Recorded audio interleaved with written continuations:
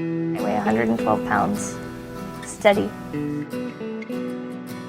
My name's Heather. I've been struggling with anorexia secretly since I was a freshman in high school. And it just hit me harder like last year and a half ago. And now I'm just trying to get over it and move on with my life. I really do regret not eating and letting myself go like I did, because not only did it affect my body, but I completely lost a year of school because I just wasn't thinking right. I take a class at Spokane Falls, and it's a costume designing class, and I quite enjoy it just because I do get to design the costumes and make them from scratch mostly. I stopped taking classes to do with fashion for a while, and I forgot that I wanted to do it, and then I helped on a set with costume design, and I remembered immediately. I was like, oh my god, this is what I'm supposed to do. I'm supposed to be in fashion. So it just really helps me not lose focus on what I want to do with my life.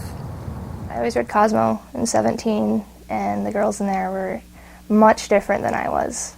And everyone always told me I was fine, but in my head I just knew I didn't look like the girls in the magazine that everyone wanted to be with. We're very shaped by the messages we receive within our social relationships. And today, many Americans, most of us, we have relationships with portraits and stories that we encounter in the mass media. I always just felt bad about my body. When I was in high school, I stopped eating, and then my first year of college I gained a lot of weight, and I felt disgusting. And so I stopped eating again. Most studies show that college students start feeling less positive about themselves within 3 minutes of looking at that kind of magazine.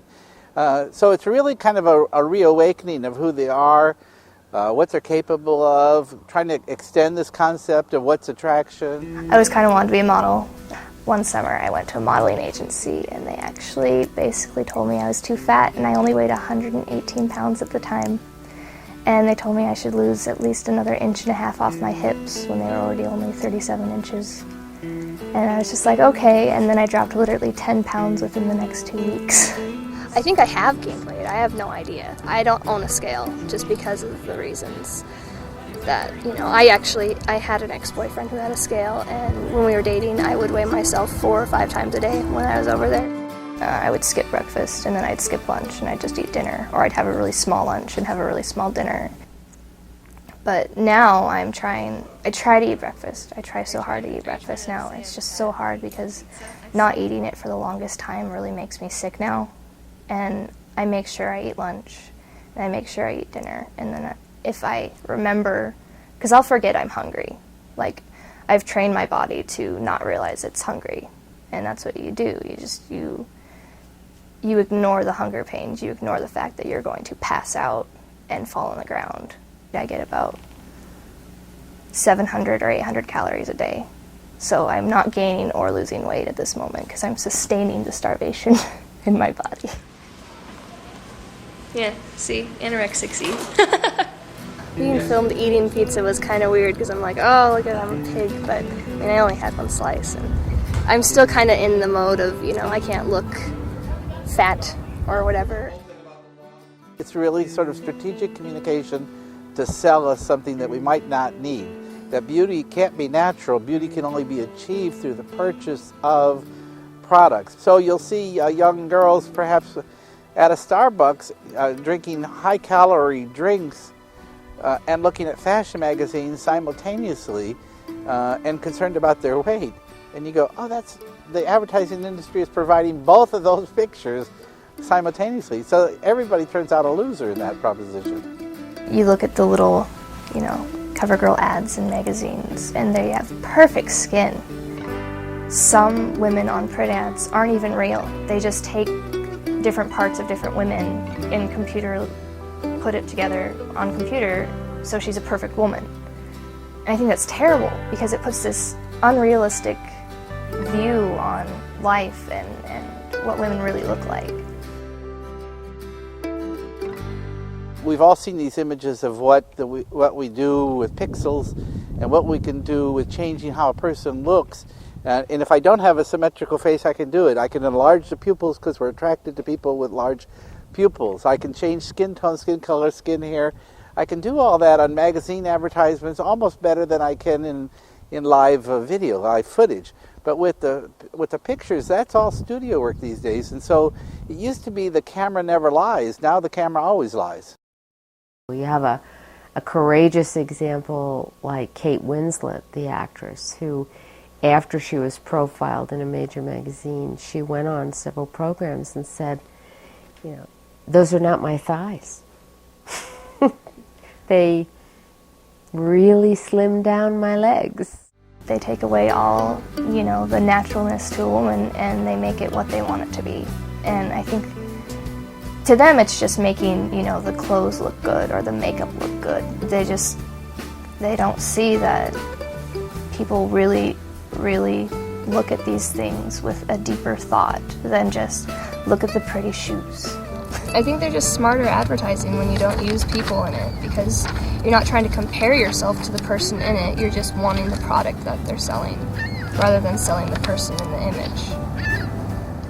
You wouldn't know it was actually about shaving your legs, would you? Just like, look at the pretty lady. See, this is the kind of ads everyone should do. It seems smarter, a lot safer for society. Well, I think we have to look more broadly and say certain images as the only desirable images shouldn't be relentlessly marketed to children, because it's going to leave many of them feeling like they have to ruthlessly diet, they have to exercise frantically to have certain qualities of appearance, or they have to feel terrible when they don't meet those expectations. It was really disturbing now that I think about it. But then I was just like, oh, I want to be like them. I want to be able to do print ads and you know, be on TV. And when you're on TV, you're skinny. When you're an actress, you're skinny. When you're, you know, famous, you're not fat. You're just not. Advertising is full of hypocrites, just because the whole media frenzy right now is the whole, you know, oh, we need to get the skinny girls out, but then they still hire them, they still put them in the ads. It's just sad because they will have those articles in there about, oh, the struggling anorexic and how she overcame it. And then they have the anorexic models in the magazine, just, you know, displaying the clothes that they want people to buy. And that's the sad thing, is they don't even care about the women. All they care about is the clothes they're selling. They don't care that the women are starving themselves or vomiting or doing drugs in order to just stay skinny. They're just like, well, she fits the clothes. And I just thought it was really unfair that they aren't making clothes for everyone. They're making clothes for this mold that they think everyone should be in, and it's ridiculous to me. I don't think it's okay for these big corporations to just shrug their shoulders and say, well, tough. We're only responsible for making profits that we can report to our shareholders. I think they ought to see themselves as having some social responsibility for the well-being of people. I wanted to make clothes for real women. I wanted to make them in all sizes, all shapes, because I hated the fact that I'd go shopping and my legs were too long and my hips were too wide, and, you know, I couldn't fit in the t-shirts I wanted to fit in because I had too big of boobs. People starting to second guess, what exactly is this about? Why do we ascribe to it? Why am I buying these products? One, to do away with any kind of aging. The second, to look more perfect. What is perfect? And the concept of perfect. And I think that comes from being in an image society that we live in. I want to get in with the right magazine or editing company and just, you know, prove that change is a good thing, that doing this would be a beneficial thing to our society. I really love the Dove ads. I mean, they're not, you know, they're not about anything specific, but they're not fat, they're not skinny, they're nothing. They're just very normal women who don't get airbrushed, who don't wear makeup in the ads, and they're beautiful women. They're always beautiful women that they pick, and they're just normal women. And I think they have the right idea on what they need to be doing, what advertisers should be using People like the Dove soap campaign has been trying to stretch that notion of what constitutes beauty. They're still trying to sell their product in the end, but using a different standard for beauty, and that's like a good start. I mean, I think that's a good start for taking some responsibility because they understand the impact of having that very narrow definition of beauty.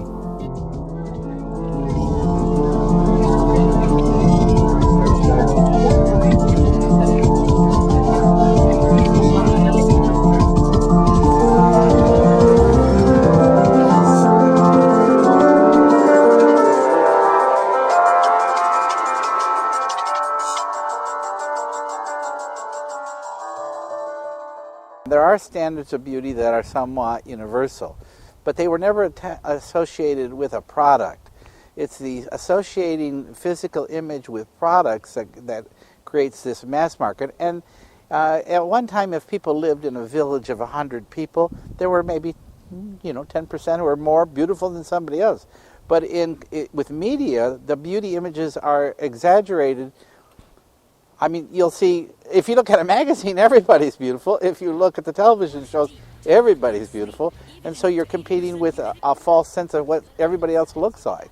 And it creates those images, and it keeps showing them to us over and over and over. We're sometimes fearful that we can't influence the companies who produce and make this product.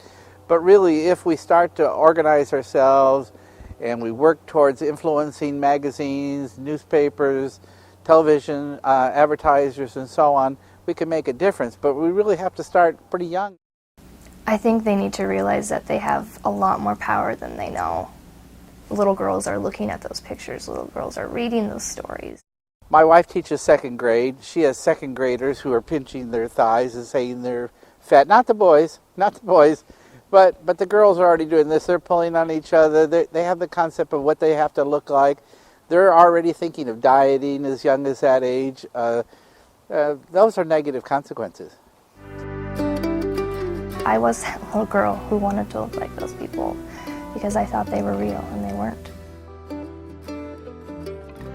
Well, one reason why I want to do marketing is because I'll be behind the scenes. It would just be a lot easier to be comfortable with who I am, knowing that I'm not one of the models. I don't need to look like that. It's not necessary for me to lose the weight anymore now that I'm the one who's putting your pictures in the magazines rather than, having to parade myself around.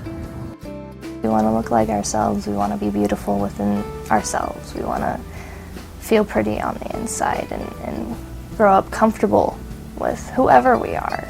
And when we do that, then we will be pretty. But lately, I've been really doing well, and I can see myself for who I am right now, and I feel good inside my skin. So I think it's just one of those things that I'm just going to have to live with now and make it a really strong mental note in myself that I need to not forget to eat. I need to remember that I am beautiful as I am, and that whether or not I gain 10 pounds or lose 5, I'll be fine either way, and it's not going to make a difference on who I am inside.